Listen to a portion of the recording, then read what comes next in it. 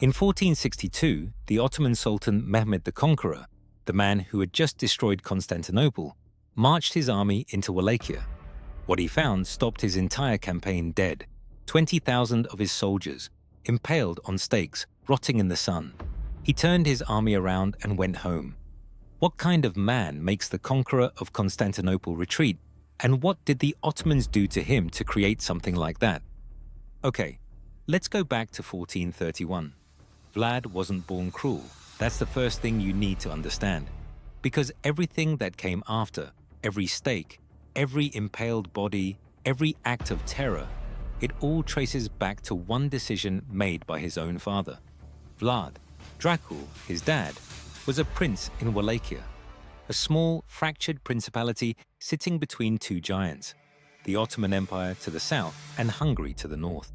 And in that part of the world, in that century, survival wasn't about being the strongest. It was about being the most willing to do whatever it took. In 1442, Vlad's father traveled to meet the Ottoman Sultan Murad II. He thought it was a negotiation. It was a trap. The Ottomans seized him and made him an offer. Fall in line, pay tribute, and send us proof that you'll stay loyal. What kind of proof? His sons.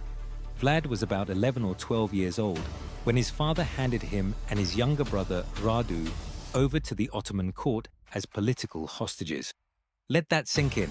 Your dad, the person who was supposed to protect you, gave you away to his enemies to save himself.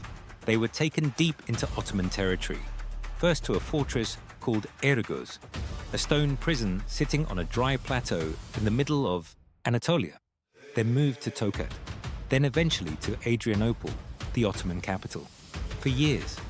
And while they were there, they weren't just locked in a cell. They were educated. They learned Ottoman military strategy, statecraft, the Turkish language, Persian.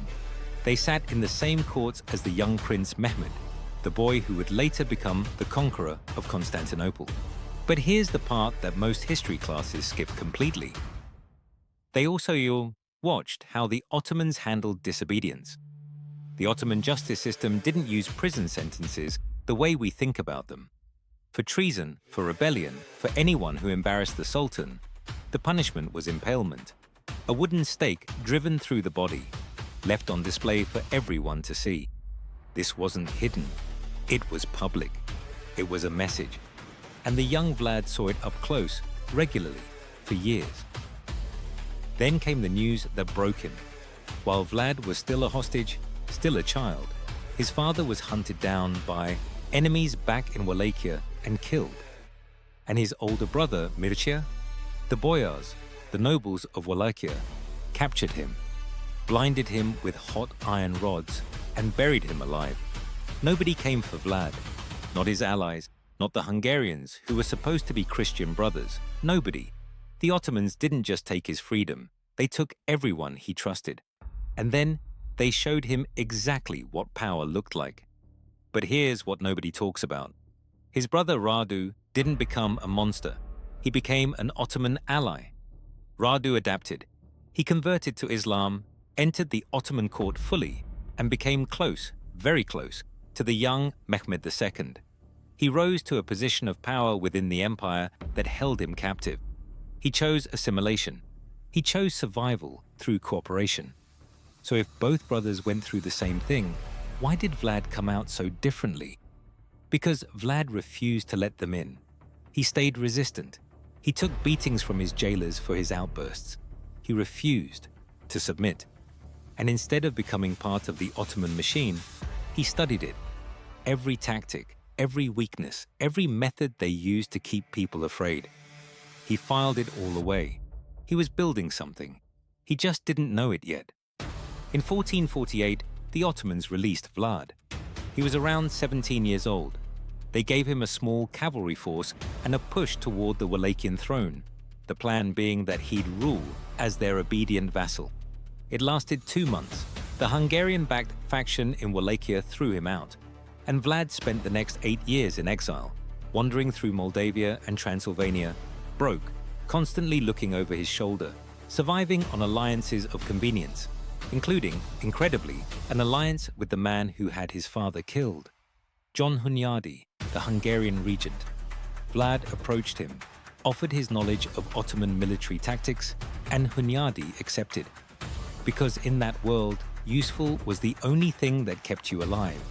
Each loss was a lesson. Each betrayal was data. And by the time Vlad finally reclaimed the Wallachian throne in 1456, killing his rival in single combat, he had a very clear picture of the world he was living in. Nobody could be trusted. Power was the only currency. And the only way to hold power in Wallachia was to make sure every single person who might want to take it from you was too afraid to try. His first move, he invited the boyars to a feast. The boyars, the nobles, were the same class of men who had murdered his father and buried his brother alive. Some of those exact men were in that room. Vlad let them sit down, let them eat, let them think this was a celebration. Then he had them arrested and impaled, dozens of them, right there, outside the hall. And for everyone watching, everyone who had assumed this new young prince would be another puppet ruler, the message was clear. This was not going to be like before. He replaced the old nobility with people of lower birth who owed everything. To him, loyalty through dependence. He understood that a man who can be replaced will eventually be replaced. A man who owes his entire life to the ruler above him. That man won't betray you. This is where the name came from. Vlad the Impaler.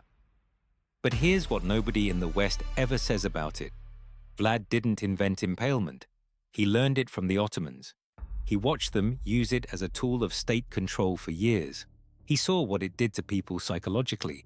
The sight, the smell, the slow, agonizing visibility of it. He took their weapon and turned it around. The process was horrifyingly precise. The stake was greased and carefully guided to avoid the vital organs, not out of mercy, but to keep the person alive longer, sometimes for hours, sometimes for days. The body on display was the entire point. It wasn't just an execution, it was a broadcast. And it worked. Crime in Wallachia dropped, trade stabilized. He was ruthless to his enemies and reportedly just to Gaars, common people. There are stories, possibly exaggerated, but the pattern is consistent, of travelers leaving valuables by the road, knowing nobody would steal them, because the punishment for theft was too terrifying. This wasn't madness. This was a man who had spent his entire life watching power destroy everyone around him, and deciding he would never be the victim again. And then the Ottomans came to collect. By 1461, Mehmed the Conqueror had taken Constantinople, rolled through the Balkans, and turned his attention back to Wallachia. He sent envoys demanding two things: the annual tribute, 10,000 gold ducats, and 500 Wallachian boys for the Janissary corps, the same system that had taken Vlad. Vlad refused. Mehmed sent a more senior delegation, led by a bey named Hamza Pasha, ostensibly to negotiate, but with secret orders to capture Vlad and bring him to Constantinople. Vlad had spent years studying Ottoman tactics. He knew the pattern. He intercepted the delegation before they could reach him. What happened next was Vlad's personal message to the Sultan. The envoys were executed. According to the accounts, when they refused to remove their turbans in his presence, citing their customs, Vlad had the turbans nailed to their skulls. Hamza Pasha was impaled on the tallest stake, elevated above the others to reflect his rank. Every detail was deliberate. This was not impulsive. This was a declaration of war, written in the only language Vlad believed the Ottomans would read clearly. Then he crossed the Danube. In the winter of 1461 into 1462, Vlad launched a preemptive strike deep into Ottoman-held Bulgaria. He spoke fluent Turkish. He knew their military protocol. He dressed himself and his men as Ottoman soldiers and rode up to the gates of the fortress at Giurgiu, ordering the guards to open up. In perfect Turkish, they did. Then his forces destroyed the garrison from the inside. He sent a letter to King Matthias Corvinus of Hungary dated February 11, 1462, cataloguing the destruction across a list of towns and settlements. The total? Just under 24,000 killed, and he specifically noted that this number did not include those burned inside their homes or beheaded on the battlefield. He wrote, and I'm paraphrasing from the original dispatch, "I have broken peace with him."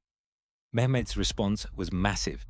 He raised an army that contemporary sources estimate between 90,000 and over 200,000 men. Even the most conservative modern historians put the Ottoman force at 60,000 elite troops, Janissaries, Sipahi cavalry, 120 cannons, and a full naval fleet moving up the Danube. Vlad had somewhere between 20 and 30,000 men and almost no artillery, 10 to 1 at best. Any other ruler in Europe would have negotiated. Vlad planned a night attack. He had already spent weeks running scorched earth warfare, burning every village in the Ottomans' path, destroying crops, poisoning wells, diverting small rivers into swamps. The massive Ottoman army was marching through a wasteland in summer heat with nothing to eat and increasingly dirty water. Disease was spreading through the camp. Vlad had reportedly sent people infected with plague and leprosy to mix with Ottoman troops. That's not a legend, that's in the Byzantine chronicles. But the night attack, June 17, 1462, that was something else entirely. Vlad's plan was not to defeat the Ottoman army. It was to kill the Sultan, not the army, just Mehmed. Because if the Sultan died, the entire Ottoman campaign collapsed. No heir on the throne, no chain of command in the field. The empire goes into crisis. The invasion ends.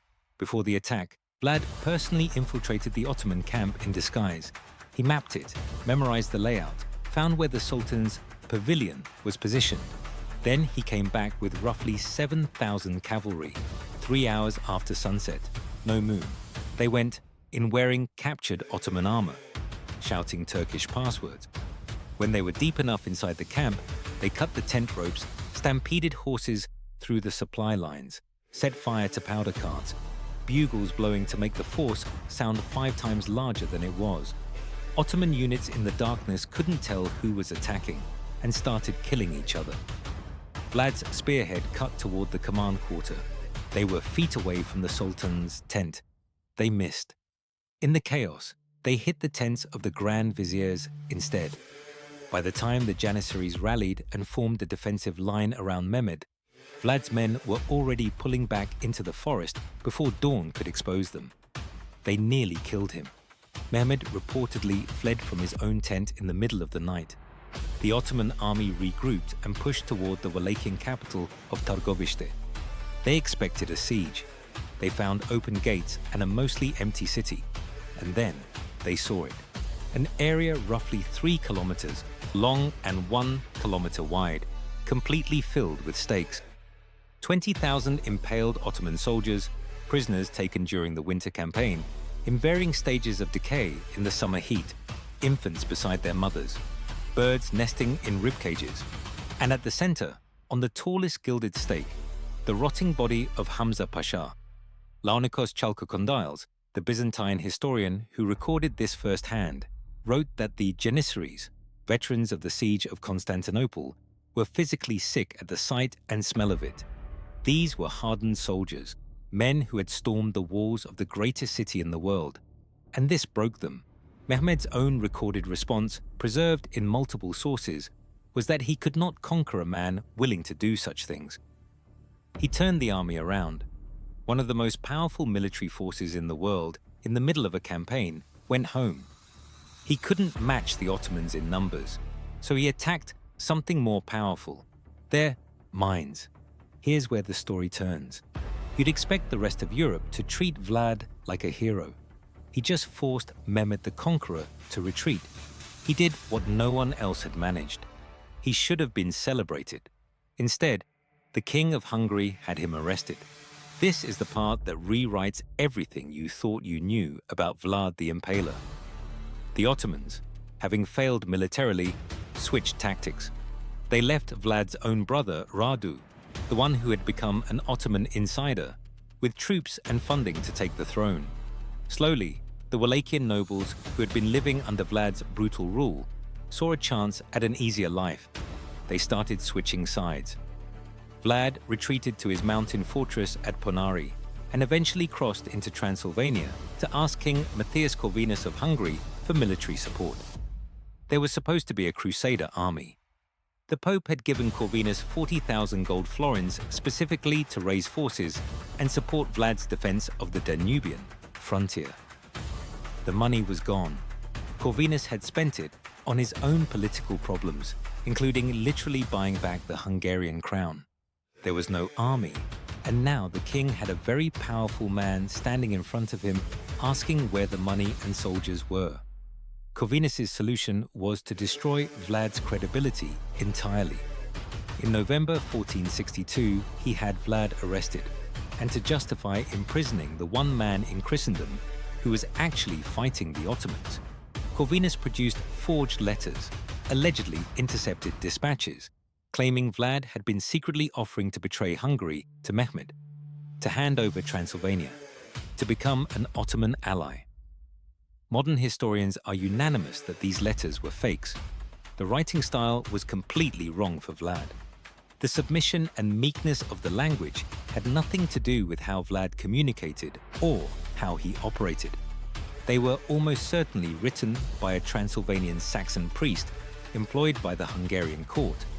But they were enough. Vlad was taken to the fortress at Visegrad and locked up for 12 years, while the man who forged the letters spent those years telling Europe that Vlad was a monster. And here's how they did it. Corvinus collaborated with the Transylvanian Saxon merchants, the same ones Vlad had raided and economically throttled years before, who already hated him, to compile stories about Vlad's brutality and print them, mass-produce them. This was the 1460s. The Gutenberg printing press was brand new technology, and they used it like a weapon. Between the 1480s and the 1530s, more than 14 different versions of pamphlets about Vlad were printed across Germany, in Nuremberg, Strasbourg, Bamberg, Leipzig. They had titles like The Warlord Dracula. They included detailed, illustrated accounts of Vlad torturing people for entertainment, eating dinner among corpses, bathing in blood. A famous 1488 woodcut showed him sitting calmly at a table laid with food, surrounded by impaled bodies on all sides, while executioners worked in the foreground. They stripped out every piece of context: the war, the occupation, the hostage years, the boyar betrayals, all of it removed. What remained was just the cruelty, reframed as psychopathy. One German court poet was even commissioned to write a 1,000-verse epic about Vlad, which he performed directly for the Pope in Rome. The Pope, who had funded Vlad's defense, sat and listened to a performance painting him as a hell-born sadist. That's state propaganda. In the 15th century, using the most advanced mass communication technology available. Vlad was eventually released in 1475, when the Ottoman threat had grown bad enough that even Corvinus needed him back. He reclaimed the throne in late 1476 in a joint offensive with Hungarian and Moldavian forces. He lasted weeks. In late December 1476 or early January 1477, his small advance unit was ambushed near Bucharest. His body was hacked apart. His head was cut off, preserved in honey to stop decay, and shipped to Constantinople. Mehmed II had it placed on a stake and displayed publicly, so his people could see that the man who had terrorized their armies was finally dead. The man who made Mehmed the Conqueror retreat was ultimately destroyed not by the Ottomans, but by Christian Europe. Now here's the full circle moment that most people never hear. 400 years after Vlad died, an Irish theatre manager named Bram Stoker was working on a Gothic horror novel. He originally planned to call his villain Count Dracula and set the story in Austria. Then, while on vacation in an English coastal town in 1890, he found a book in the local library, a travel memoir about Wallachia and Moldavia, written by a British diplomat named William Wilkinson. The book referenced a Wallachian prince called Dracula. A footnote in the text translated the name as meaning the devil. Stoker crossed out Count Dracula in his notes and wrote Count Dracula. That's it. That's the entire connection. Stoker almost certainly had no idea about the night attack, the hostage years, or even the specific detail about impalement. He found a name in a footnote that some diplomat had translated incorrectly, because Dracul actually means dragon, from the order of the dragon that Vlad's father belonged to, and built a vampire around it. The monster that has frightened the world for over a century is built on a mistranslation of propaganda that was created to cover up a stolen crusade fund. Vlad the Impaler wasn't a monster. He was the product of a world that offered him two choices: become the predator or be the prey. He chose. And 600 years later, we're still afraid of him. The documented record of Vlad III is a story about what happens when a child is abandoned by every system that was supposed to protect him and survives anyway, at any cost. The cruelty wasn't random. Every stake had a reason behind it. A boyar who betrayed his father, an Ottoman envoy sent to capture him, prisoners from the army of the empire that took his childhood. Each one was a message written in the only language that had ever kept him safe. And the monster you grew up hearing about, that was manufactured by a king who stole 40,000 gold florins from the Pope and needed someone to blame. Next, the man Vlad feared most, Mehmed the Conqueror. If history class had told you this story, you'd have paid attention. Subscribe so you don't miss the next one.